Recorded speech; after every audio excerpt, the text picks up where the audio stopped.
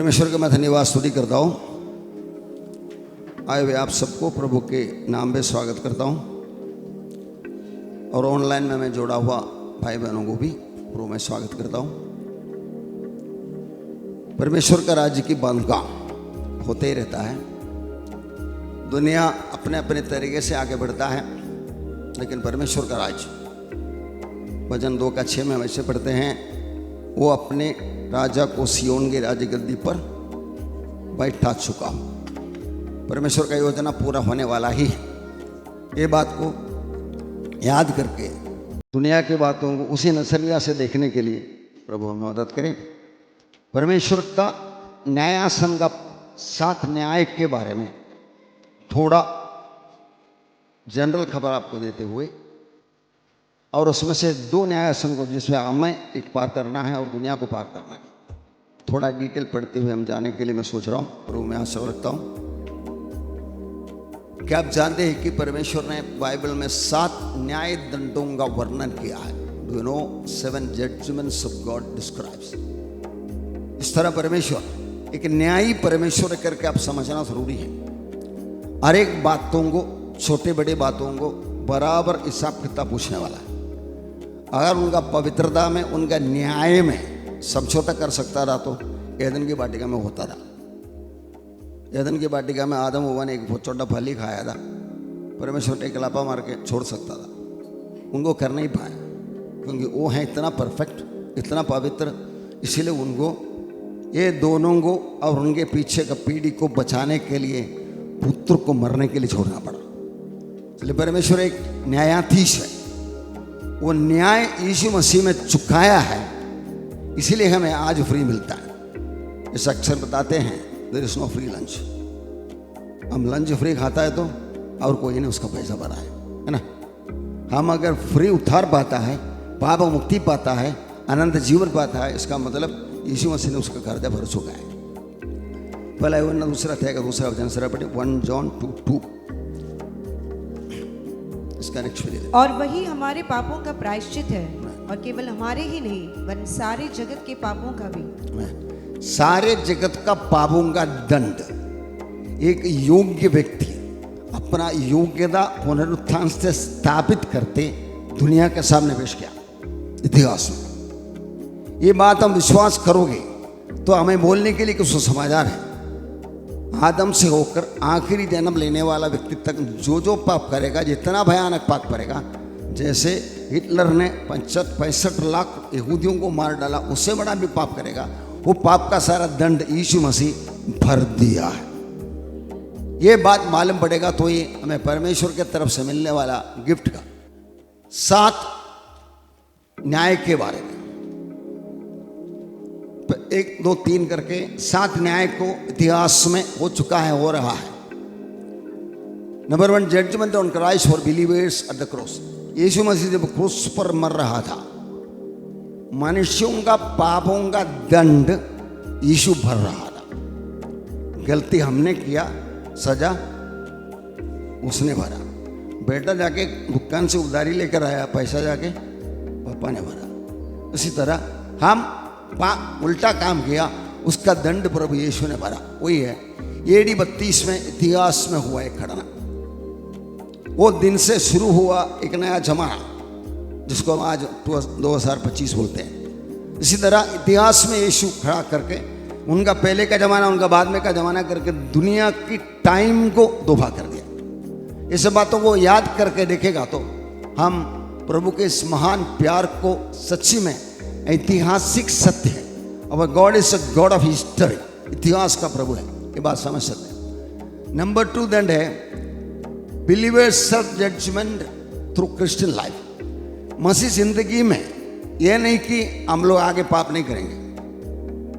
हम पाप करना मजबूरी से करता था उद्धार पाने से पहले, लेकिन आज पाप ऐसा होता है कि परीक्षा आता है, हमको खेर लेता है, हम कहाँ भी गिरता है। मेरे प्रिय बालकों, पाप मत करो। अगर पाप हुआ तो तुम्हारे लिए एक कायवारी है, एक सहायक है, एडवोकेट है, जीसस क्राइस्ट राइचियस। इसलिए हमें ऐसे एक अवस्था में लाया। एदन की वाटिका में आदम हुआ गिरने से पहले कैसा था, उस तरह की एक हालत में हमें लेकर आ रहा है नया जन्म उद्धार पाने से मस्त। इसलिए आगे होने वाला विपत्तियों को, पापों को हमें अपने आप को कबूल करके जाना है। जब गलती हो गया, हमको महसूस हुआ, आप आगे के लिए रोको मत, उधर ही उधर प्रभु को मान ले। रेवलेशन का 2:5 में ऐसे पढ़ते, याद कर तू कहां से गिरा, मन फिरा और पहला काम कर। याद करना हमसे होता है। हम अपनी गलती के बारे में हम खुद याद करोगे, पवित्र आत्मा ऑन ड्यूटी 24/7 खड़ा है हमको समझाने के लिए, और वो कबूल करके माफी मांगकर आगे बढ़ना है। इसलिए नया जन्म पाया, पाप नहीं करूंगा ऐसा नहीं है, करेगा तो हमारे लिए काय वक्त है। लेकिन पहले जैसा मजबूरी से, रोमन 7:19 में मजबूरी दिखाता है, जो भला करना मैं जानता हूँ मेरे से होता नहीं है, जो बुरा करना मैं पसंद नहीं करता वो मैं करते ही रहता हूँ। वो हालत अविश्वासी का। लेकिन हमारे ऐसा नहीं है। इस तरह हम लोग ये सेल्फ जजमेंट, खुद का न्याय करते रहना है। ये जो दिन हम लोग यीशु मसीह मारा, उसके बाद आने वाला हज़ारे मसीह मंडली को यीशु का दोबारा आगमन तक करते रहना है। याद कर, छाती में हाथ रख के बोले, याद कर मैं कहाँ से गिरा है, मन फिरा और पहला काम कर। ये प्रभु हमें ये पॉइंट से बिलीवर सेल्फ जजमेंट के बारे में याद दिलाते। तीसरा बात है judgement of Israel for her rebellion for many centuries. Israel को परमेश्वर कलीसिया को चुनने से पहले चुन लिया था। परमेश्वर का पहला चुना हुआ झुंड इसराइल था। अब्राहम के संतान के द्वारा चुना हुआ यहूदी लोग, वो लोग परमेश्वर को टुकराया। उन बातों को वो लोग को समझाते गया। न्यायों का जमाना अंदाज 300 साल परमेश्वर अपना करके उनको रखते थे और उनको समझाते थे, उनको सिखाते थे। और जब भी गलती करता था उनको दंड देता था, बाल शिक्षा देता था, वो रोता था, वापस आता था। इस तरह के सिस्टम आज का मसीह मंडली के जैसे एक सिस्टम था उधर। लेकिन कुछ 300 साल होने के बाद वो लोग ऐसा जिद्दी बना, हमको ये सिस्टम अच्छा नहीं लगता। शामुएल ने जाके बोला, प्रभु वो लोग ऐसे बोलता करके बोला, तो प्रभु ने बराबर शामुएल को समझाया, शामुएल वो तुझे इनकार नहीं करते हैं, वो मुझे इनकार करते हैं। परमेश्वर का सिंपली कहना यही था, मैं तुम्हारा राजा प्रभु देव खुदा, तुम मेरा प्रजा, चलो विदास। यही था वो सिस्टम। वो सिस्टम को तोड़कर हमको दुनिया के लोगों के जैसा राजा, घोड़ा, सेना चाहिए करके मांग के ले लिया। उधर से आज का सारा सिस्टम निकला। कैपिटलिज्म, कम्युनिज्म, सोशलिज्म, डेमोक्रेसी, धर्म, साइंस वगैरह वगैरह, उसका भाई प्रोडक्ट है। आगे हमको परमेश्वर आपको नहीं चाहिए। अमेरिका शुरुआत हुआ था 1735 में, there is only one king Jesus Christ बोल के। लेकिन आज उनका हाल बहुत बेकार है। मालूम सीधा सीधा हंसते हंसते वो लोग उनको हटा दिया। इस तरह परमेश्वर का मर्जी से बाहर निकला हुआ इसराइलियों को परमेश्वर राजा मांगा, राजा दे दिया। पहला राजा अभिषेक हो दिया, दूसरे राजा अच्छी तरह से काम किया, 40 साल काम करने के बाद उसका बेटा को दे दिया। परमेश्वर 2 बार डायरेक्टली मिलके बात किया सोलोमन, लेकिन वो सोलोमन आखिरी दिनों तक ऐसा बेकार हालत में आया ताकि परमेश्वर को उनके बेटे को पूरा इस्राएल देने के लिए मंजूर नहीं था। 12 गोत्रों में से सिर्फ 2 गोत्र यहूदा और बेंजामिन उनको दे दिया, और बाकी 10 गोत्र पकड़ के उसका नौकर को दे दिया, यरोबयाम को। रेहोबयाम उनका बेटा है, यरोबयाम उनका नौकर है। इस तरह परमेश्वर न्याय का दिन सोलोमन की बेटा के द्वारा शुरू हो गया। थोड़े ही दिनों में वो लोग आपस में झगड़ते रहे थे। जेरूसलम में लोग जा रहे थे इस्राएल से, वो लोग को रोकने के लिए यरोबयाम ने एक मूर्ति बना के रखा। इस तरह पाप किया उन लोगों को। 722 में यीशु मसीह का 700 साल पहले परमेश्वर ने गुलामी में छोड़ दिया। परमेश्वर का ताड़ने का छड़ी इस्तेमाल करने वाला लोग है जाति जाति के लोग। इसलिए हम अपना परमेश्वर से जुड़े नहीं रहेगा। ये सताव के बारे में वो दिन बस सजीवमती बोला, वो मुझे बहुत अच्छा लगा। बोला ना, जबरदस्त फरमानदार होता करके वो लोग गुस्सा करता कर, एक पास्टर दूसरे पास्टर के कलीसिया में 2 मेंबर लेके गया तो क्या क्या चलाता था। ऐसा है तो लाखों लोग अगर मन फिरा के मसीह मंडली में आता है तो आता ही है। ये बात एक सच है, आता है तो। इसलिए हम लोग परमेश्वर की तरफ से ये नजरिया रखकर आगे बढ़ना है। इस्राएल गया 722 में 10 गोत्र को परमेश्वर ने छोड़ दिया कैप्टिविटी में। उसके बाद और कुछ आगे गया 586 में बाकी 2 गोत्र भी वो पाप करने वाला बहनों के पीछे गया और वो बेबीलोनियन कैप्टिविटी में गया। पहले सीरिया में गया, बाद में बाबिलोन में गया। इस तरह राजत्व नष्ट किया। इस्राएल को परमेश्वर चुन के खुदा है, खुदा के लोग ऐसा है करके दिखाने के लिए दुनिया में आदम ने खो दिया बातों को वापस लाने के लिए बनाया हुआ सिस्टम था, व्यक्ति था, झुंड था इस्राएल। लेकिन वो लोग भटक गया तो परमेश्वर फिर प्रॉब्लम में आ गया। ऐसा चलते चलते चलते यीशु मसीह जब उद्धारकर्ता होकर आया था, वो लोग पूरे इस्राएल अपना मसीह को पहचाना नहीं। पढ़िए यूहन्ना का पहला अध्याय का 11 वचन पढ़िए। वो अपने घर आया और उसके अपनों ने उसे ग्रहण नहीं किया। समझो एक दिन मीटिंग हो गया, सब हो गई। मैं घर पे आने के बाद मेरा बीवी बच्चे मुझे बोलेगा, आप कौन, इधर क्यों आया, ऐसा पूछेगा तो उस तरह हो गया। यीशु अपनों के घर में आए, उन्होंने उन्हें पहचाना ही, दुनिया को तो जाना ही नहीं। उसके पहले का वचन में लिखे रहेगा, He was in the world but the world did not know him, उसको जाना ही नहीं। लेकिन वो अपने घर में आया तो अपना घर उसने पहचाना ही नहीं। उसी तरह की हालत हो गया तो परमेश्वर ने अगला ऑप्शन निकाला और इस्राएलियों से उनका जजमेंट चलते रहता है। 720 यीशु मसीह का 700 साल पहले आरंभ किया वो न्याय आज भी होते रहता है। आगे महाक्लेश का आखिरी दिन तक होते रहेगा, तब वो होश में आ जाएगा। मालूम है रोमियो 11 का 25 पढ़िए। बोलो जो बेहोश में पड़ा है होश में आने वाला है एक दिन। हे भाइयों, कहीं ऐसा न हो कि तुम अपने आप को बुद्धिमान समझ लो। इसलिए मैं नहीं चाहता कि तुम इस भेद से अनजान रहो कि जब तक अन्य जातियां पूरी रीति से प्रवेश न कर ले, तब तक इस्राएल का एक भाग ऐसा ही कठोर रहेगा। हमारा नंबर अन्य जाति करके बोला हुआ, हमारा नंबर स्वर्ग में जाने के लिए यीशु मसीह के द्वारा जो ना पूरा हो गया, तब वो लोग का दिमाग खुल जाएगा। बोले अंधा बन के बैठा है, मालूम है 11 का 15 पे बढ़िए। क्योंकि जब उनका त्याग दिया जाना जगत के मिलाप का कारण हुआ, तो क्या उनका ग्रहण किया जाना मरे हुओं में से जी उठने के बराबर ना होगा।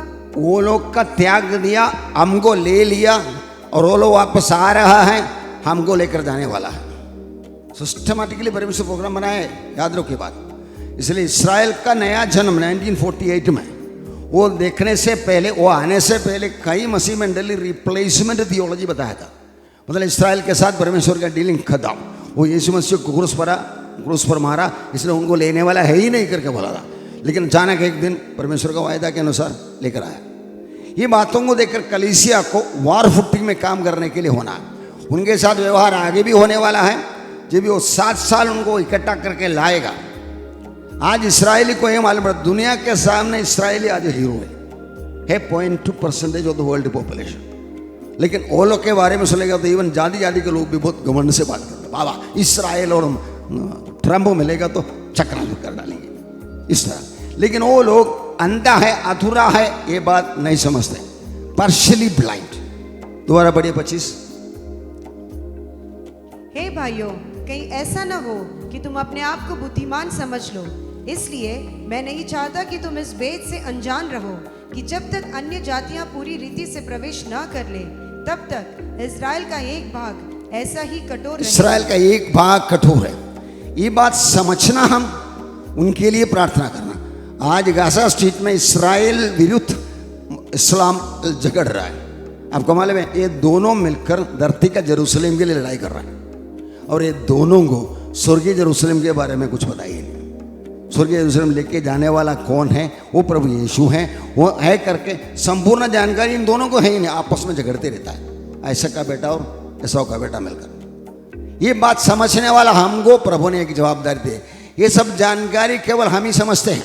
आज इसराइल के ऊपर क्या हो रहा है, आगे क्या होने वाला है, judgement on Israel, rebellion for many centuries, सदियों हजारों साल तक होते आ रहा है, आगे तक होने वाला। आज भी वो लोग अंधा है।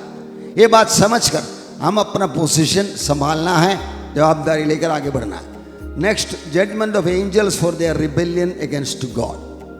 परमेश्वर के खिलाफ पहला पाप किया, पाप का ओरिजिन स्वर्गदूतों से हुआ।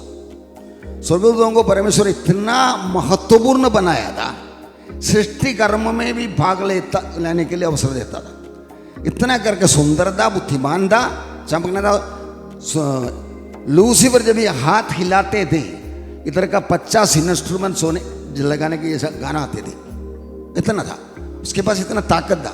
इसलिए उसके अंदर ऐसा घमंड आया, वो सोचा मैं परमेश्वर को ऊपर चढ़ूंगा। ये बात हमें नम्र बनने की बात सिखाता है। हमें जो कुछ भी मिला है, जो कुछ हमारे पास है, चाहे बुद्धि, चाहे संपत्ति, चाहे तंदुरुस्ती, जो कुछ भी, ये फ्री गिफ्ट है परमेश्वर की तरफ से। ये बात आप दिल में याद रखिएगा तो घमंड करने के लिए हमारे पास कुछ ही नहीं। यिर्मयाह 9 का 23 पढ़े। घमंड करने के लिए कुछ बात हमें अनुमति देता है। घमंड करने वाला ये घमंड करे, ऐसा करे। यिर्मयाह 9:23। यहोवा यों कहता है, बुद्धिमान अपनी बुद्धि पर घमंड ना करे, न वीर अपनी वीरता पर, न धनी अपने धन पर घमंड करे, ना करे, परंतु जो घमंड करे करे, वो इस बात पर घमंड करे कि वो मुझे जानता और समझता है कि मैं ही वो यहोवा हूँ जो पृथ्वी पर करुणा, न्याय और धर्म के काम करता है, क्योंकि मैं इन्हीं बातों से प्रसन्न रहता हूँ। घमंड करने के लिए परमिशन देता हूं। क्या घमंड करना है? ये सब न्याय परमेश्वर जो कुछ किया है, कुछ कर रहा है, कुछ करने वाला है, ये बातों को समझकर अपना दिमाग ठिकाने में लाओ। हमारी भाषा में बोलेगा तो अक्ल घुटने में से सही जगह पे आ जाओ। ये बात परमेश्वर बुद्धि उपदेश दे रहा। इस तरह एंजल्स को, वो जब भी गिर गया, परमेश्वर ने उसको धरती में डाल दिया। स्वर्गीय सिंहासन को संभालते थे। मैं स्वर्ग के उन्नतों में चढ़ूंगा, परमेश्वर का सिंहासन के ऊपर मेरा सिंहासन रखूंगा वगैरह सब एंजल ने बोला तो उसको गिरा दिया, धरती में डाल दिया।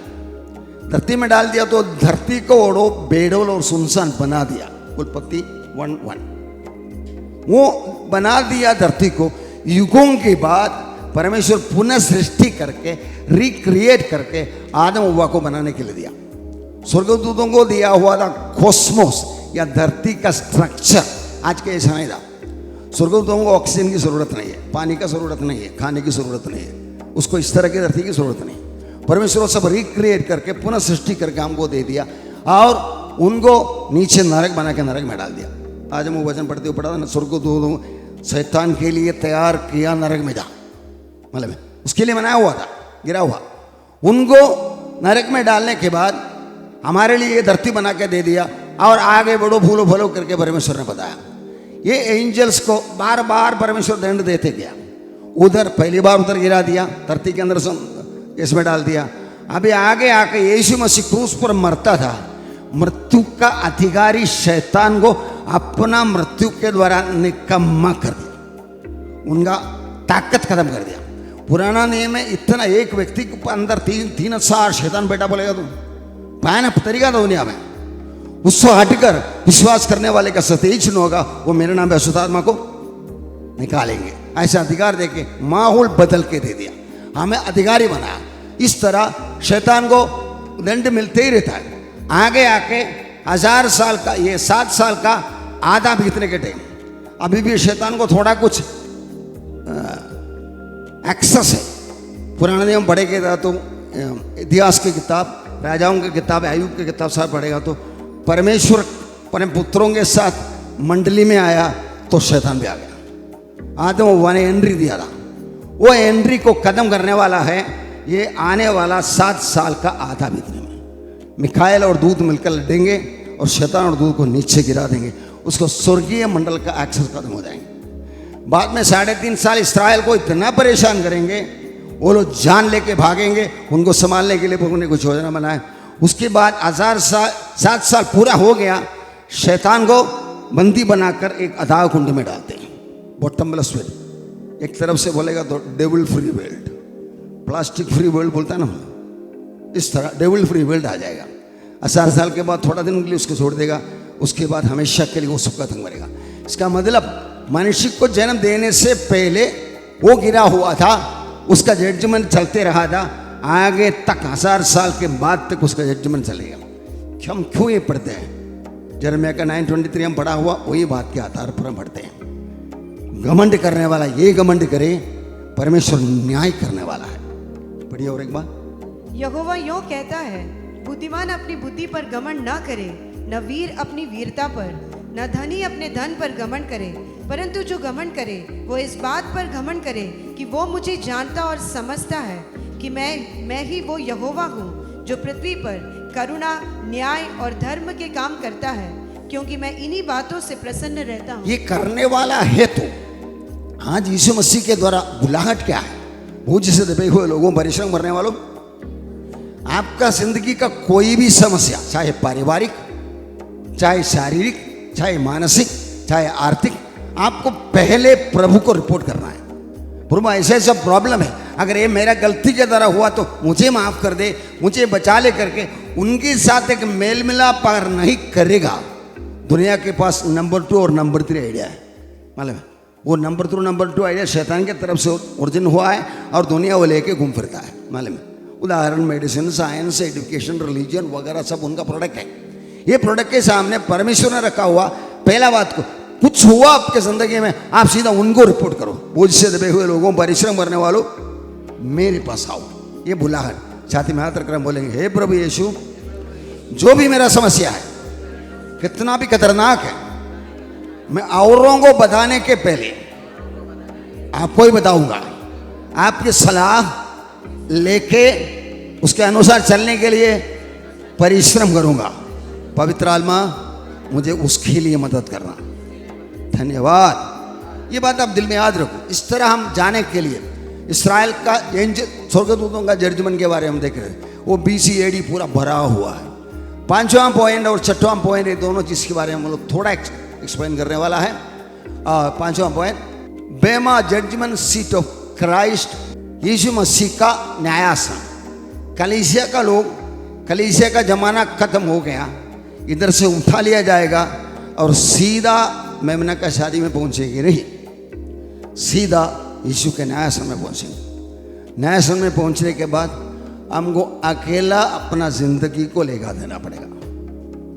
यदि तुझे अकेला अपना जिंदगी का लेगा देना पड़ेगा, सरीगा भूषण अकेला देना पड़ेगा। मैं एक उदाहरण बताऊंगा। ये आने वाला 31 तारीख को घाटकोपर में जीसस कॉल्स हॉल में एक मीटिंग रखा है। वो मीटिंग में 30 साल के ऊपर सेवकाई किया लोगों को आदर सम्मान देने के लिए बुलाया गया। मुझे भी बुलाया।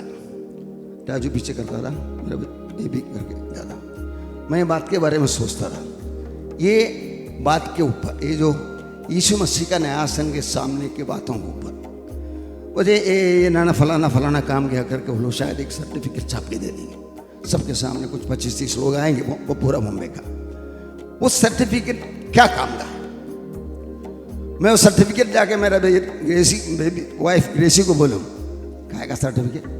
45 साल से मैं तुमको जानता हूँ, मुझे कुछ का सर्टिफिकेट की जरूरत है। मेरे बच्चों को बोलेगा तो बच्चे बोले पापा जन्म से हम आपको जानते हैं, हमको किसी का सर्टिफिकेट की जरूरत है क्या? कलीसिया को बोलेगा तो पास्ट 33 ईयर्स में आपका सुन रहा हूँ, हमको और किसी का सर्टिफिकेट की जरूरत है। समझो मैं यीशु मसीह का सिंहासन में कल गया प्रभु के पास और मेरा काम का इलाज करता है, करने के लिए मैं सर्टिफिकेट लेके गया। प्रभु वो बॉम्बे वाला ने मुझे दिया सर्टिफिकेट। ए पत्रोस किधर है वो सर्टिफिकेट? पत्रोस बोले कचरा में डाले। ऐसा क्यों? फिर इधर फर्स्ट हैंड रिपोर्ट आता है, सब कुछ मेरे पास है। ये तो सिर्फ तेरे दिल में सोचा था, तू बोलने वाला था, बोला नहीं, वो सब मेरे पास है। मेरे को ये सर्टिफिकेट से क्या करना है? तब सवाल ये हो जाता मैं क्यों लूँ? मैं कई बार सोचा जाऊँ या नहीं जाऊँ मालूम। तब मेरे अंदर एक विचार आया, मैं जाके मेरा टेस्टिमनी सिर्फ सुनाऊंगा 2 मिनट अगर टाइम मिलेगा तो। मैं फलाना क्लास लेता हूँ, बाइबल सिखाता हूँ। आप में से किसी को मेरे तरफ से कुछ क्लास लेने के लिए या बाइबल सिखाने के लिए बुलाने का तो मेरा इंट्रोडक्शन तो कम से कम हो गया। वो पास्टर जो ऑर्गेनाइज कर रहा है कृपाकरण करके, बम्बई में एक माना हुआ प्रभु का दास है, वो कैसे दिल में प्रेरणा मिला मुझे पता है। इसलिए मैं उनको धन्यवाद भी बोलूँगा। और आपको किसी को बुलाने का तो उसके लिए एक एडवर्टाइजमेंट का जगह पे आने तो करके बोल के मैं निकल कर आ जाऊँ। इस तरह का सर्टिफिकेट राजू और ये मिलके एक बड़ा फोटो मेरा सिर के ऊपर बना के दीवार में रखा, 30 साल हो गया करके बोल के। क्या करने का? और दीवार में बैठा तो बराबर है, मेरा दिमाग में घुस गया तो गया काम से। ये लोग 30 साल के बाद सर्टिफिकेट दे रहा है, वो सर्टिफिकेट लेके मुझे ऐसा लगा कि अभी आराम ही आराम, पूरा दुनिया मुझे मान लिया ना। ऐसा बोलेगा तो प्रभु बोलेगा वो सर्टिफिकेट उठा के भाड़ के कचरे में डाल दो, तेरा दिमाग उसमें अटका हुआ है। याद रखना, अब प्रभु का न्याय सिंहासन, ये हमारा टॉपिक है। ये न्याय सिंहासन में हमको एक दिन जाना है। बेमा जजमेंट सीट में मुझे खुद खड़ा होना है। मेरा काम होगा 1 2 3 4 करके एक एक चीज का रिकॉर्ड बनाएंगे, याद रखो। तब प्रभु हमसे अकेला बात करेंगे। इसलिए मैं ज्योति का नाम निकाला। ज्योति के साथ अच्छे भी नहीं आएंगे। ज्योति को अकेला हिसाब देना पड़ेगा। सरूर सरिया को अकेला लिखा देना पड़ेगा। भूषण को अकेला देना पड़ेगा। जोश भाई को भी अकेला ही देना पड़ेगा। कोई कलीसिया नहीं आएंगे। ये सत्य को जानेगा। हम लोग परमेश्वर का भय मानने वाला होता है। Fear of the Lord is the beginning of the knowledge. परमेश्वर का भय ज्ञान का आरंभ है। ये बात मैं करके जाना। इस तरह कई बातें मैं बताया हुआ है। But judgment seat of Christ. अगला पॉइंट है, 5वां point, judgment of the nations at the end of this great tribulation. महाक्लेश के अंत में पूरा दुनिया के उस दिन बचा हुआ जिंदा दुनिया को न्याय करने वाला एक दिन। उसके कंसर्न एक पासेज हम लोग 25 का 31 से 40 तक पढ़ा। वो ऐसा एक जजमेंट है। प्रभु यीशु महिमा के सिंहासन में आके बैठेंगे। तब दुनिया के जिंदा लोगों को बुलाएंगे और उनको भेड़ और बकरी करके 2 भाग करेंगे। उसके बीच में मेरे इन छोटे से छोटे भाई करके बोलने वाला यहूदियों को खड़ा करेंगे और यहूदियों के वास्ते यीशु मसीह न्याय करेंगे। वो जो लोग यहूदियों को मान लिया, मैं नंगा था, मैं कंगाल था, मैं जेल में पड़ा था, और हिस्टोरिकली स्पीकिंग या स्कैटोलॉजिकली स्पीकिंग ये घटना के बारे में बता रहा। प्रैक्टिकली इसका कुछ पर्सनल एप्लीकेशन भी हो सकता है, लेकिन उसका नतीजा और कुछ है।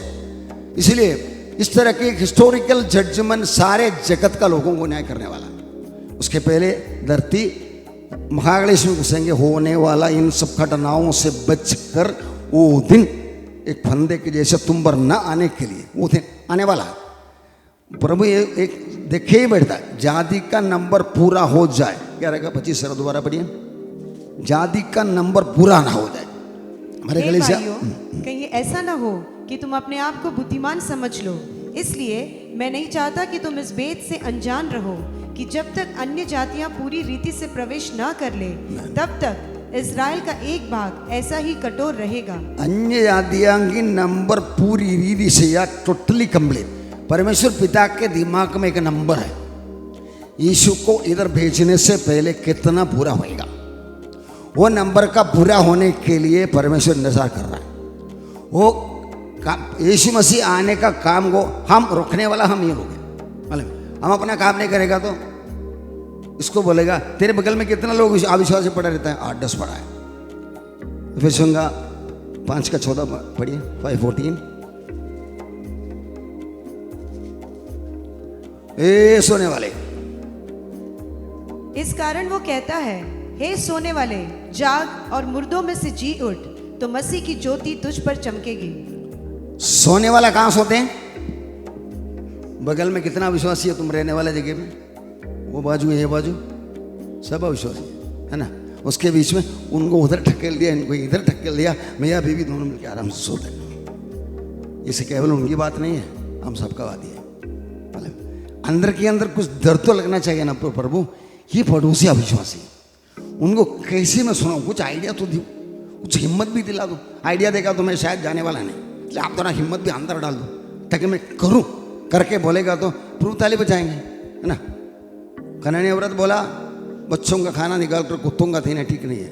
उसने बोला कुत्ते का ऐसा दो, उल्टा बोलता था तो बच्चों को कुत्ता बनाने का, कुत्तों को बच्चा बनाने का आइडिया आपके पास है क्या करके पूछता था तो प्रभु ताली बजाता था, है ना।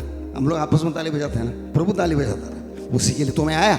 इसी तरह अपने पड़ोसी को जीवन में लाने के लिए उनको धर्म में लाना करके सरकार सोचते हैं, पॉलिटिशियन सोचते हैं, धर्मवाला सोचते हैं, लेकिन हम लोग ऐसे नहीं करते। उनको मृत्यु में से जीवन में लाते हैं, उनको नरक में से स्वर्ग में लाते हैं। स्वर्ग का एक ही मार्ग है, एक ही तरीका है। स्वर्गीय परमेश्वर के पास जाने के लिए यीशु एक ही तरीका है, मानो मत मानो वही है। उसकी बातों को मानो बच जाओगे, मत मानो डूब जाओगे। न्याय का सिंहासन का बात वही है, मानो बच जाओगे, मत मानो डूब जाओगे। ये हकीकत को हम याद दिलाएगा तो कम से कम लोग प्रार्थना करना तो शुरुआत करेंगे। अपना एरिया में रहने वाला, अपना मकान में रहने वाला कुछ लोगों का नाम निकाल के लिखने को, प्रार्थना करने को आपको होता नहीं है तो हम किस लिए इकट्ठा हो रहा है? बिल्कुल नॉन प्रोफेशनल है हम लोग, हम बच गए हैं। हाँ, जो मरू तो मैं स्वर्ग में जाने वाला हूँ और मेरा पड़ोसी नरक में जाने वाला, उसको पता नहीं, लेकिन मेरे को पता है मेरा पड़ोसी नरक में जाने वाला है। और मैं क्या करता है? कुछ नहीं करता, ए सोने वालों, मुर्दों के बीच में सोता है। बदलना है प्रियो, इसीलिए हमें हकीकत, घमंड करने वाला इसमें घमंड करे, मैं न्याय करने वाला परमेश्वर करके पहचाने, है ना। ताली बजाने को हंसने को होता नहीं, क्योंकि हम सीरियस रिस्पॉन्सिबिलिटी में हैं। मतलब इधर हम लोग मामूली सीनियर इंस्पेक्टर को मिलने को गया था कड़कवाड़ा पुलिस स्टेशन में, तो उसने घमंड से पूछे हुए बात बोलता है, मैं इधर चार्ज लेने के बाद आज तक एक लड़की का छेड़छाड़ एरिया में हुआ क्या? ओ इंस्पेक्टर क्या धम्मे से, हम लोग मसीह विश्वास में आने के बाद ये पड़ोस में कुछ बदलाव आता है क्या? कुछ लोग उधार में आता है क्या? मेरी तरफ से ये दरवाजा खोलकर हफ्ते में नहीं तो साल में 8-10 जन आता है क्या? वो इंस्पेक्टर को घमंड है, मेरा एरिया में कोई छेड़छाड़ होता नहीं करके हमारे मुंह पे पूछाओ, हमको कुछ घमंड नहीं है। चुनाव हुआ वंश, राजपथधारी याजक, परमेश्वर का निज प्रजा, पवित्र जन, ये सब पोस्ट लेके हम लोग बड़ा बड़ा पोस्ट लेके बैठा है। वो भी हमको परमेश्वर ने दिया है पोस्ट, इंसान ने चुना है हमको। ऐसा रहेगा हमको हमारा पड़ोसी को जीवन में लाने के लिए शुरुआत परमेश्वर को प्राइवेटली बैठ के बात करने से शुरुआत करो ना। फिर हम लोग उधर 40 में 7 दिनों में क्या हुआ ऐसा, आंधी लहसुन है क्या है दे दिया, कांदा है क्या दे दिया, नमक है क्या दे दिया, शक्कर है क्या दे दिया। फिर किसी ने आके बोला ये बार बार आते लेता वापस देता भी नहीं है और आते भी रहता। मैं बोला वो लेके जाने से हम तो कंगाल नहीं हुए ना, देते देखिएगा। अंत में जब ये चाल को मकान बनाने के लिए ऑर्डर आया तब उस तरह का एक बड़ा बिजनेस बना के मुझे बोलता, अंकल हमको ये मकान बनाएगा, आप जाकर सबको बताओ। बोला मैं क्यों बताऊँ, आप बिजनेस मैन हैं, आपका दरवाजे बाहर जन लोग आते हैं, आप बताओ। नहीं अंकल प्रॉब्लम है। क्या प्रॉब्लम है? ये चाल के अंदर 8-8 16 कमरा है, ये 16 कमरा में किसी को भी आप निकालो, एक को कम से कम 2 दुश्मन है इधर। आप एक ऐसा अकेला व्यक्ति है उसको कोई क्योंकि खाना पटड़ा देते रहता है। मैं बोला देते रहे, हम कंगाल होने वाला है ही नहीं है। हमारा मालिक हमारा पॉकेट में भरते रहेंगे, वो देते रहेंगे। मतलब इस तरह जाति का व्यक्ति के द्वारा एक सर्टिफिकेट मिलता है। याद रखो हम धरती का नमक है, जगत का ज्योति है। ये बात समझने के बाद हम लोग खामोश बैठेगा तो हम ब्लैक मनी बन जाता है। सरकार बोलते हैं पैसा बैंक में डालो ना, बिजनेस हो जाएगा ना। तुम जमा करके डब्बा बना के बाथरूम के अंदर खड्डा बना के 500 का रोड का डब्बा बना के रखा तो वो पैसा सर्कुलेशन में डालो ना। परमेश्वर भी ये बोलता है, तुमको बनाया ना, एक सिक्का दिया ना, दो सिक्का वाला 4 बनाया, 5 सिक्का वाला 10 बनाया, एक सिक्का वाला क्या किया, बाथरूम के अंदर खड्डा बना के उसके अंदर जमा करके। और सीधा बोलते हैं तुम कठोर दिल वाले हैं, जिधर बोया नहीं है उधर फसल काटने वाला करके मुझे मालूम था, इसलिए मैंने तेरा सिक्का जमा कर रखा है। मालिक ने बोला तेरी लब से मैं तेरे न्याय कर दूं। तुझे पता था मैं कठोर दिल वाला है ना, मेरा पैसा क्यों नहीं बैंक में डाला, ब्याज के साथ मुझे मिलता था ना, ये दुष्ट दास को उठा के बाहर के अंधेरा में डाल दो करके बोला। ये भी न्याय सिंहासन के अंदर की बात है। समझ में आ रहा आपको? सीरियस बात कर रहे हम। ताली बजाने की कुछ है ही नहीं, ना मुझे ताली बजा सकते ना आपको। हम अपनी जवाबदारी के बारे में याद दिलाता, जजमेंट ऑफ द नेशंस अध्ययन, परमेश्वर इन लोगों को बुलाकर, ये हम लोग सारा डिटेल में पढ़ने वाला है, बिलीवर्स का गया जजमेंट ऑफ नेशंस और final a great white throne, judgement of the remaining people. सारे जगत का लोगों को न्याय करने के लिए एक दिन युगों का अंत में जो लोग उद्धार पाया नहीं है, जो लोग प्रभु की योजना में आया नहीं है, कोई भी जमाने में आया नहीं, सबको बुझाने वाला है। वो दिन हम भी स्टेज में बैठ के देखने वाला है। मतलब तब समझो, हमारे सोसाइटी के एकदम नीचे एक मिलिट्री वाला रिटायर्ड अंकल रहता है। मैं उनके घर में जाके कई बार समाज सुनाने के लिए गया। उनका बीवी ने मान लिया और मेरे साथ प्रार्थना करवाया, वो मान लिया भी है। लेकिन अंकल ऐसा मना, ये नरुला सिस्टर का पति ने एक दिन मुझे बोला था, मैं जाकर उनको यीशु ही एक मार्ग करके बोला तो इतना गुस्सा आया, वो ऐसा कैसा तुम बोलता है, वैसे बात क्या करके हेमचंद भाई ने मुझे सुनाया था। लेकिन मैं बोलते रहता। आज क्या करता वाले, कुछ भी जरूरत पड़ेगा तो बुलाएगा। तो अनिल जाता है कार लेके, उनको लेकर डोंबिवली जाना है तो डोंबिवली जाता है, कोलाबा जाने का तो कोलाबा जाता है। अच्छे लोग ये लोग, बस कंधा पुट्टा देकर हम सर्टिफिकेट बना रहे हैं, मतलब अच्छे लोग ही करके। और जाएगा तो अंकल फादर जी बहुत दर्द है मुझे, प्रार्थना का, आप प्रार्थना करेगा तो चंगा होगा। उतना तक आ गया। अंकल के लिए भी प्रार्थना करता है, अन्य के लिए भी प्रार्थना करता है, एक्सेस है हमको उधर जाने के लिए। इस तरह लोगों को कैसे मिलो, ये बात सोचते रहेगा तो, ढूंढते रहेगा तो परमेश्वर हमारा मदद के लिए आता, आइडिया भी देगा, अवसर भी देगा और ठोके देगा। बोल बोल अभी बोल, तेरा मर्जी, तेरा हो गया। इसके लिए, सिर्फ इसके लिए हमें समझा रखा है। ये बात हम याद रखना। मतलब फाइनल जजमेंट से मैं ये अंकल समझो आया, वो उतार पाया नहीं, और आके जजमेंट सिंहासन में परमेश्वर सबको पापियों को नरक में फेंकने वाला है, और मैं इधर बैठा है। तब अंकल को मुझे बात करने के लिए, जैसा लूका का 16वां अध्याय में धनी के व्यक्ति और लाजरस अब्राहम के बारे में बात होता है, ऐसे एक अवसर आया समझो। ये अंकल अभी तक भी पूछेगा ना, फादर आपको तो पता था मैं गलत था, मैं जिद्दी बन के मेरा धर्म पकड़ के बैठता था, लेकिन आपको तो 100% पता था ना मैं नरक में जाता हूं करके। कुछ तो बोलना चाहिए था आपने, कुछ मुझे गुस्सा आने दो, मैं आपको दोबारा मत आओ मेरे घर में धर्म बदलने वाले बोल, लेकिन एक बार तो बोलना चाहिए था। तब क्या बोले, हाँ बराबर हो गया ना, वक्त हो गया ना, टाइम हो गया ना। तब वो लोग खुद रोएंगे। इसीलिए मैं आपको बोला, घर के अंदर का पप्पा मम्मी, इसका पप्पा मम्मी विश्वास में है, पापा विश्वास में है नहीं, भाई विश्वास में है, मीठा मीठा बात करते रहिए। भाई आज प्रभु आएगा तो मैं जाने वाला है, तू ये रास्ता बदलेगा नहीं है तो तू मर के नरक में जाए। आज प्रभु यीशु को मानेगा तो प्रॉब्लम है ही नहीं, लेकिन कल वो जमाना आएगा, महागणेश का जमाना आएगा, तो प्रभु यीशु का करके बोलेगा तो ढूंढ के निकाल के लेके जाके मार डालेंगे। तो world police will search for you, तुम लेके जाएंगे। ऐसा वक्त आ रहा। तो आज इतना तक की लड़की बताया नहीं, तो वो दोनों लोग पूछेगा ना, तू मेरा खुद का बेटी था ना, एक बार मुझे बोलने के लिए क्यों नहीं होता था तुझे, तू किसका डरता था, किसका शर्मिंदा था। पड़ोसी को बोलना समझो थोड़ा मुश्किल है, लेकिन घर वाले को तो बोल सकते हैं ना।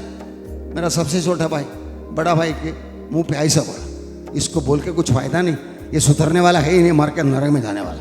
बड़ा भाई हिल गए बात सुन, वो पक्का कम्युनिस्ट था, मार्क्सिस्ट के पीछे इंकलाब जिंदाबाद बोल के गाँव में घूमने वाला। वो आज प्रभु की कृपा से असेंबली से गोड़ के एक पास्टर है। बोलना, सत्य को बोलना ही हम, ये बात बोलने के लिए पुरवाना में रख लिया। वो नंबर 1 यीशु मसीह का न्याय हुआ हमारे बारे में, मैंने पाप किया, यीशु दंड ले लिया, नंबर 1 जजमेंट। नंबर 2 हमारा खुद का न्याय करना। याद कर, गांव से तू गिरा, मन फिरा, पहला काम कर, अपने आप को परखते रहना। हर प्रभुज में हम सुनते हैं ना, अपने आप को परखने के बाद इसमें से भाग लेना है। नंबर 2। नंबर 3 यहूदियों की बात 722 बीसी से रैप्चर +7 महागलेश का अंत तक इसराइलियों के ऊपर होते ही रहता है। हमारे आंखों के सामने वो मार खाने वाला लोग है, अपना परमेश्वर को इनकार कर दिया। आप सोच के देखो ना, अब्राहम की संतान, प्यारे परमेश्वर का वायदा का संतान, 65 लाख लोगों को कुत्ता को मारने के जैसा हिटलर ने मारा। 65 लाख लोगों को इतना भयानक तरीके से मारा ये अब्राहम की संतानों को। नंबर 4 है वो इसका न्याय, स्वर्गदूतों का न्याय होने वाला, वो न्याय होते होते आ रहा है, उसका पहले भी है। नंबर 5 कलीसिया का है। कलीसिया आज हम अपने आप को परखना है। याद रखो, प्रभु भोज कुछ लोग महीना में एक बार लेते, 3 दिन उपवास प्रार्थना करके प्रभु भोज लेने का, हर हफ्ता लेने का नहीं करके। वो आपको क्या लगता है, एक महीने में एक बार 3 दिन उपवास प्रार्थना करके अच्छी तरह से तैयार होकर प्रभु भोज लेके निकला, गया हफ्ता 1 नो प्रभु भोज, हफ्ता 2 नो प्रभु भोज, हफ्ता 3 नो प्रभु भोज, और मैं मेरे हिसाब से बुरा बन के आ रहा है, पीछे मुड़ के आ रहा है। और क्या करने वाला है मैं 14 हफ्ता आएगा ना, थर्सडे फ्राइडे सैटरडे फास्टिंग करके सारे पापों को छिका के भेजने वाला हूँ। भाई अब यीशु आएगा तू तेरा शब्द से बोलता है मैं नरक में जाने के लायक था। देखो ना, हफ्ते का हर एक दिन प्रभुभोज लेने के लिए आया था करके बोलता है। प्रतिदिन वो लोग प्रभुभोज बांटते थे। प्रभुभोज अपने आप को याद दिलाने वाला है, भैया तू स्वर्ग में जाने के लिए तैयारी में है कि अपने आप को परखने के बाद इसमें से भाग लेना है, नहीं लेना है? लेना ही है। अयोग्य है तो योग्य बनाओ ना, क्षण भर में बनाओ ना। क्या प्रॉब्लम है बताओ ना। बपतिस्मा देना हमारा काम है। आप बोलेगा कुछ भी करो, ये संडे मुझे प्रपोज लेना है, आप बताए क्या बपतिस्मा नहीं तो लेना ही हमको बपतिस्मा, बोलेगा तो हम करेंगे ही करेंगे, हमारा ड्यूटी है। मतलब हमको परमेश्वर पूछेगा। पतरस बोलते हैं ना, हमारे जैसा पवित्र आत्मा मिला इनको पानी का बपतिस्मा रोकने के लिए हमको क्या अधिकार है? पतरस कोर्नेलियस के घर वाले के लोगों को बोलते हैं, we are obliged, we are commanded to do it, will do it. इसलिए आपको प्रपोज में रोकने वाला कौन है? आप ही रोको। याद रखिए बात। इसीलिए यहाँ अपने आप को परखने के बाद इसमें से भाग लेना है। इसमें से तैयार है तो ले लो, नहीं तो मत ले लो करके लिखा है, नहीं लिखा है? अपने आप को परखने के बाद इसमें से हम सीरियस बात कर रहे हैं, लाइफ इन्वॉल्व बात कर रहे हैं, मेरा और आपका जिंदगी का बात कर रहा है। एक दिन हमको न्याय सिंहासन में पार होना है। छठवां पॉइंट ये यहूदियों का उनको करने वाला है। और सातवां पॉइंट फाइनल जजमेंट, रोमन 14 अपना जजमेंट के बारे में सारा पढ़े हो जाए। तू अपने भाई पर क्यों दोष लगाता है, या तू फिर क्यों अपने भाइयों को तुच्छ जानता है? हम सब के सब परमेश्वर के न्याय सिंहासन के सामने खड़े होंगे। सबके सब परमेश्वर के न्याय सिंहासन के सामने खड़े हुए। छाती में हाथ रखकर बोले, मुझे एक दिन प्रभु यीशु का न्याय सिंहासन के सामने खड़ा होना है, अकेला खड़ा होना है, बचना है। प्रभु में बोला है फले और विश्वासदास, ये बात बनना है तो आपको ही करना पड़ेगा। मैं सैल को बोला, वो एक वेड मुझे याद आता है, जिंदगी में एक principle, I will do this and I will not do this. ऐसा तुम बनेगा तो परमेश्वर बोलता ये मेरा बंदा है। हम लोग जब टाइम मिलेगा तो बाइबल पढ़ेंगे, जब टाइम मिलेगा तो वगैरह वगैरह। अपना कंडीशन दुनिया के सिस्टम के साथ जुड़ा हुआ है तो प्रभु बोलेगा तुम दुनिया से मैं तुम्हें चुना है, हमें अपने आप को दिखाना है। वे लोग ऐसा है, मैं ऐसा नहीं है, मैं ऐसा कर नहीं सकता है, ये बात हम करेगा तो परमेश्वर आपका सहारे में आता है। ऐसा कितना कैंडिडेट्स को बाइबल में मिलते हैं। रूथ लड़की बैकस्लाइडिंग फैमिली के अंदर से वो लोग छोड़ के आया हुआ परमेश्वर को पकड़ के उनको दोष लगाकर आगे यीशु मसीह का दादी मां बन गया। क्या क्या उदाहरण लिखे रखा है ना। जोसेफ पोतीफर का घर का ठेकेदार, एवरीथिंग, खाने वाला खाना छोड़कर पोतीफर कुछ देखता ही नहीं था, लेकिन उसका औरत उसके ऊपर नजर रखा। जोसेफ ने क्या डायलॉग मारा, तेरा पति ने ये घर में कुछ भी मेरे लिए छोड़ा नहीं है और तू उसका पत्नी आकर मेरे साथ व्यभिचार करने के लिए बुला रहा है, ये कैसा करेगा? मेरा परमेश्वर के खिलाफ कैसा करेगा? खड़ा हुआ वो, गरम था वो, परमेश्वर को इज्जत दे दिया। गया 20 साल जेल में, लेकिन आया राजा बनकर वापस। अपना परमेश्वर को मालूम है, हमको सहन करना पड़ता है तो हमारा परमेश्वर को मालूम है। डरो मत। तकलीफ बीमारी के बारे में फॉरवर्ड मारपीट हुआ करके फॉरवर्ड करा के डराओ मत। मुझे मार खाना है, मार खाने का हिम्मत नहीं मिलेंगे ये बात, क्योंकि हमारा मार खाने को अनुमति देने वाले को पता है इसको कितना ताकत है, उसे याद रहेगा ही नहीं। इसलिए सबको परमेश्वर का न्याय सिंहासन के सामने खड़ा होना है। 1 Corinthians 3:12। यदि कोई इस नींव पर सोना या चांदी या बहुमूल्य पत्थर या काट या घास या फूस का रद्दा रखे तो हर एक का काम प्रकट हो जाएगा, क्योंकि वो दिन उसे बताएगा, इसलिए कि आग के साथ प्रकट होगा और वो आग हर एक का काम परखेगी कि कैसा है। ये 6 आइटम इधर लिखा है ना, हर एक काम को प्रकट। उसने कोई नहीं ऊपर चांदी, सोना, चांदी, बहुमूल्य पत्थर, काठ, खास या फूस, 6 आइटम दिखाए। आपको मालूम है यीशु मसीह न्याय सिंहासन के सामने बाएं और दाहिने से बात करता है। मत्ती का 25 में इसके अंदर भी है, नहीं तो उधर भी देख सकता हूँ। मेरे ख्याल में 41, 42, 43 होगा। तब वो बाई ओर वालों से कहेगा, हे श्रापित लोगों, मेरे सामने से उस अनंत आग में चले जाओ जो शैतान और उसके दूतों के लिए तैयार की गई है, क्योंकि मैं भूखा था। नंबर 1 भूखा और तुमने मुझे खाने को नहीं दिया, मैं प्यासा था नंबर 2, और तुमने मुझे पानी नहीं पिलाया। मैं परदेशी था नंबर 3, और तुमने मुझे अपने घर में नहीं ठहराया। मैं नंगा था नंबर 4, और तुमने मुझे कपड़े नहीं पहनाए। मैं बीमार नंबर 5, और बंदीगृह में था और तुमने मेरी सूदी ना ली। बीमार और बंदीगृह। 6 आइटम को दोष लगाते हैं। इधर भी 6 आइटम बताया हुआ है। मैं वो नंबर बैलेंसिंग देखा तो मुझे अजीब लगा। मालूम है, नींव पर सोना, चांदी, बहुमूल्य पत्थर, काट या खास या फूस। उधर वो 6 आइटम किया नहीं है, इसलिए आग की झील में फेंकता है। वो लोग जो जमाने में जीवित है, कहाँ मालूम है आपको? आज का अनुग्रह का युग है। ये अनुग्रह का युग का अंत में रैप्चर हो जाएगा, कलीसिया चले जाएगा। बाद में आता परमेश्वर का क्रोध का जमाना, याकूब का संकट का समय, दानियल का 70वां सप्ताह, महाक्लेश आ रहा है। वो क्लेश में तुमको यीशु मसीह पर विश्वास करने को होएगा नहीं।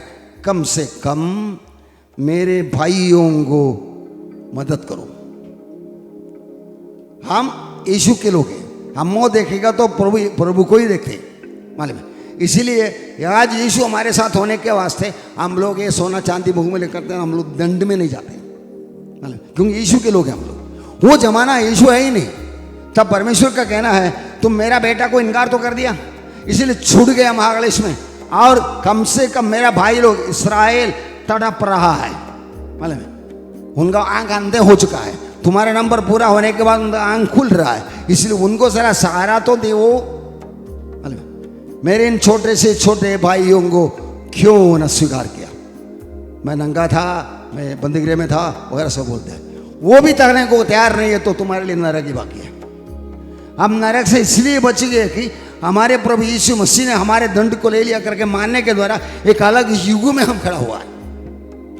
अब याद रखो, हम इधर से बैकस्लाइड होएगा। इन बातों को आज तुझसे आने का, हम लोग किधर आने वाला है? महाक्लेश युग से आने वाला है। तब टेक्नोलॉजी सिस्टम बदलता है मालूम है। उधर से दोबारा यहूदियों को स्वीकार करने में हम तैयार नहीं, अगर जिंदा रहा तो हमको सीधा नरक में फेंकने वाला है। प्रियो, न्याय का दंड, ये हमारा टॉपिक है। जजमेंट्स, 7 जजमेंट्स में हम 1 कुरिन्थी 5:10 पढ़िए। क्योंकि अवश्य है कि हम सबका हाल मसीह के न्याय आसन के सामने खुल जाए, कि हर एक व्यक्ति अपने अपने भले बुरे कामों का बदला जो उसने देह के द्वारा किए हो पाए। ये हमारे कामों को आग के अंदर से घुसाएंगे। एयरपोर्ट में आजकल रेलवे स्टेशन में भी आ गया इस तरह, कन्वेयर के अंदर से भेजेगा तो वो लोग कंप्यूटर में देखे बेटा जैसे बेटी बहन बैठा है उसी तरह। लेकिन उधर आग रखा है, आग में बंडल लेके हमारा काम, मैंने किया हुआ काम 35 साल प्रभु का काम किया बोल के बंडल लेके मैं यीशु मसीह का नया सिंहासन कन्वेयर में डाला। उधर जाके कुछ आया नहीं तो बच गया। यीशु मसीह को मानने के द्वारा तू बच गया, लेकिन तेरा कमाई कुछ यही नहीं, ऐसा बोलेंगे ना। फिर वो सर्टिफिकेट लेके मैं क्या करूँ? वो सर्टिफिकेट लेके और एक सर्टिफिकेट लेके मैं करेंगे ऊपर किले में चुका दूँ। हम लोग कितना कितना फालतू आइटम में लगे हुए हैं। हमारा प्रभु को खुश करने के लिए हम दिलदार रहेगा। प्रियो, पड़ोस में क्या होता है, कलीसिया में क्या होता है, ये हमारे लिए मुख्य विषय नहीं है। मेरा प्रभु है ना, मतलब इस तरह एक एक अनुभव बनाएगा, हमारा विश्वास मजबूत होता है, हमारा जिंदगी में बदलाव आना शुरू करता है। एक एक अंदर बाहर आएगा तो वो जल जाएगा। आगे बढ़ो बेटा। यीशु मसीह पहला दोनों वचन पढ़े, पहला वचन पढ़े 1:11। और उनसे कहा, हे गलीली पुरुषों, तुम क्यों खड़े आकाश की ओर देख रहे हो? यही यीशु जो तुम्हारे पास से स्वर्ग पर उठा लिया गया है, जिस रीति से तुमने उसे स्वर्ग को जाते देखा है, उसी रीति से वो फिर आएगा। प्रियो, ये बात आप जरा रिसर्च करो ना इसके ऊपर। यीशु मसीह जैसा गया वैसा आने वाला, कभी रैप्चर में नहीं है। रैप्चर में बादल तक ही आएंगे। ये जैतून पहाड़ से वो लोग देखते हुए हेलीकॉप्टर जाने के जैसा हंसते हंसते हंसते ऊपर चले गए। बादल में दिखते दिखेगा, तब स्वर्गदूत आके पूछता, ए गलीली के पुरुष क्या दिख रहा है? ये जैसा गया वैसा वापस आने वाला है, कभी 7 साल के बाद। आगे बढ़िए, शक्कर क्या लिखता है? उस दिन वो जैतून के पर्वत पर पांव रखेगा, जो पूर्व की ओर यरूशलेम के सामने है। तब जैतून का पर्वत पूर्व से लेकर पश्चिम तक बीचों बीच से फटकर बहुत बड़ा खड्डा हो जाएगा। तब आधा पर्वत उत्तर की ओर और आधा दक्षिण की ओर हट जाएगा। ये यीशु एक छोटा सा व्यक्ति 6 फुट वाला गया और आ रहा है। कैसा आता है देखो, पूरा दोनों को ऐसा हटाते हैं, बीच में एक तराई होता है, यहोशापात की तराई, उधर दुनिया के जिंदा लोगों को बुला कर सबका न्याय करता है। वही है भेड़ और बकरी का न्यास। ये सब बातें आपका दिमाग में घुस गया तो यीशु है कौन, आपके अंदर मालूम पड़ेगा ना। वो यीशु जीवन दिलाने वाला आत्मा बनकर आपके अंदर बैठा है। वो यीशु का और आपका रिश्ता क्या है, तो आपको तो कुछ करना पड़ेगा ना। हमारी भाषा में बोलेगा तो आप यीशु मसीह का IAS है, IPS है, MB है, MLA है, कलेक्टर है, कमिश्नर है, और उधर क्या करता है, मच्छी पकड़ता है पत्रोस के जैसा, कुछ करता ही नहीं। हमारे पड़ोस में रहने वाला विश्वास है क्या विश्वास है कि पता ही नहीं। कुछ तो करना है ना। आपका बर्थडे में मनाओ आप, लेकिन बुलाना किसको, कालीजा के भाई बहन को मत बुलाओ। वो लोग बोल के जाएंगे अंडा करी में नमक ज्यादा था। आप इतने खर्चा करने के बाद बर्थडे को ही सर्टिफिकेट मिलेगा, पड़ोसी ऐसा बोलेगा नहीं। उनको बोलने के टाइम किसी न किसी रीति से उनको समाया सुनाने के लिए 5 मिनट इस्तेमाल करो ना। वो जब भी बर्थडे के लिए आएगा वो हमको इज्जत देता है। यूज इट वाइसली, बिजनेस करो उससे। इस तरह लोगों को मालूम होने दे कि यीशु किस लिए इनकी जिंदगी में आया। ये बात करने के लिए प्रभु ने बुलाया। सन पौलुस कलीसिया को सता रहा था ना, यीशु बोला, हे साउल साउल क्यों तुम मुझे सताए, आप है कौन, मैं तुम सताने वाला यीशु हूँ। हम यीशु हैं, यीशु के हमारे अंदर यीशु बैठा है, लेकिन ये लोग मेरे भाई हैं। हमारा जजमेंट हो गया, हम लोग ऊपर चले गया, ये भाई लोगों का जजमेंट आ रहा है। तब वो क्या पूछते हैं, मेरे इन छोटे से, मैं जब बंदी गृह में था, मैं भाग रहा था, मैं नंगा था, तूने क्यों मदद नहीं किया, मदद किया करके। वो जमाने का जजमेंट है। बात मतलब है, ये सब पढ़ते रहेगा, आपको वक्त के बारे में, परमेश्वर का योजना के बारे में मालूमात होते रहेगा। आपको कम से कम ये लगेगा ना, हाँ मैं परमेश्वर का IAS हूं, तो आपका लाइफस्टाइल बदलेंगे, आपका जीने का तरीका बदलेंगे। प्रॉब्लम आएगा तो प्रॉब्लम बोले हाथ उधर बैठ जा, मेरा प्रभु का काम करना है। क्योंकि सुनो, जिन दिनों में जिस समय मैं यहूदा और यरूशलेम वासियों को बंधुआई से लौटा ले आऊंगा, उस समय मैं सब जातियों को इकट्ठे करके, सब जातियों को इकट्ठा करके यहोशापात की तराई में ले जाऊंगा और वहां उनके साथ अपनी प्रजा अर्थात अपने निज बाग इस्राएल के विषय में, मैं अपने प्रजा अर्थात अपने इस्राएल के विषय में उन्हें जाति जाति में भितर भितर करके दिया। उन्होंने जाति जाति में तितर बितर करके मेरे देश को बांट लिया है, उनसे मुकदमा लड़ूंगा। इस्राएल के वास्ते जाति जाति के लोगों को मुकदमा लड़ने वाला एक दिन आ रहा है। नेक्स्ट तस्वीर निकाले। लेफ्ट साइड में बेड़ खड़ा है, नीचे में राष्ट्र को लेकर रखा है, ईरान सीरिया। राइट साइड में बकरा खड़ा है, राइट साइड में, ये साइड में शीप, उसमें सऊदी अरेबिया खड़ा है। आपको थोड़ा समझ में आता है, सऊदी अरेबिया इस्राएल के साथ दोस्ती बनाया, ईरान ये समर्पण के साथ बैठा है, इस्राएल को पोछ डालूं, खत्म कर डालूं। आज हमारे सामने दुनिया में होने वाली बातों को अखबार की खबर में आपको ला रहा हूं। ये जानकारी इस्राएल को भी नहीं है, अरब को भी नहीं है। अरब सोचते खत्म कर डालूंगा इनको, इस्राएल बोलेगा नहीं खत्म कर डालूंगा। हम बोलते इसलिए खत्म नहीं होंगे क्योंकि प्रभु ने बोला है। हमको संपूर्ण डिटेल पता है, मालूम है। ये खबर हमारे किताब में लिखे रखे हुए रखकर आपको पढ़ने के लिए टाइम नहीं है। इधर 4 तस्वीर बनाया है, लंबे से पास्टर लोग आकर मुझे इससे क्लास लेने के लिए बुलाया, मैं इधर क्लास लिया उनको। आपको सुसमाचार सुनाने के लिए तस्वीर से बैठकर कुछ तस्वीर है ही नहीं। आराम से ये क्या है, ये क्या है, सवाल का जवाब पूछते रहो। काम करने का जो भी सुविधा, आप जब तक फल ना लाए परमेश्वर का राज्य के बारे में, राज्य का यह सुसमाचार जगत के अंत तक प्रचार किया जाए, बाद में अंत आ जाएगा। ये दरवाजे से अंदर आकर नरक में से स्वर्ग में जाने वाला कुछ सदियों ना तो हजारों लोगों का परमेश्वर ने प्लान बनाया है, पहले से तैयार किया भलाई का काम। लेकिन वो करोगे कौन? वो दाढ़ी वाला, उसका असिस्टेंट राजू दिया ना, हम सपोर्ट करता है ना उसको, मतलब वो उसका काम है। हमारा काम इधर बैठने का, देखते रहने का, सुनते रहने का। ऑडियंस हम, परफॉर्मेंस वो लोग नहीं है, ये गलत है। मतलब keeping the sense for the work of the ministry, संतों को अपना काम करने के लिए तैयार करने का काम है apostle, profit, evangelist, pastor, teacher का। ये बीच वाला यहूदियों को दिखाकर प्रभु बात करता है। मेरे इन लोग तड़प रहे थे, उनका 7 साल का 3.5 साल वो भाग रहे थे। शैतान यही मेरा प्रजा, इसको ही खत्म करना करके इसके पीछे भाग दौड़ करते थे। तब उनको तुम मदद किया, तुम छुपा कर रखा, तुम उनको मदद किया, इसीलिए आशीष होगा। तुम मदद नहीं किया, इसीलिए नरक में जाओ। हम भी वही स्टेटस में था, लेकिन यीशु मसीह का जमाना होने के वास्ते हमको नरक में दंड नहीं मिला। हम लोग हे सोने वालों उठो, उर्दू में से जागो, हम लोग भी बेकार पड़ा। हमको एंट्री मिला स्वर्ग में, लेकिन आग से हमारे काम चले गया, कुछ भी वायलेंस नहीं आया।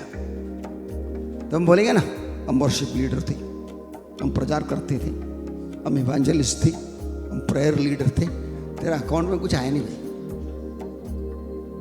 ऐसा प्रभु बोलेगा तो अपने आप को परख लो। खड़े खड़े हम छाती में हाथ रखकर छोटी सी प्रार्थना करेंगे। आज हम न्याय के बारे में सुन रहे थे। एक दिन हम सबका न्याय होने वाला है, एक एक को छुट्टा करके प्रभु पूछने वाला है। हे प्रभु, आज उद्धार पाने के लिए, काम करने के लिए प्यार से बुला रहा है। वो दिन न्यायाधीशों के बैठने वाला है। आज का एडवोकेट कल का न्यायाधीश बन के बैठने वाला।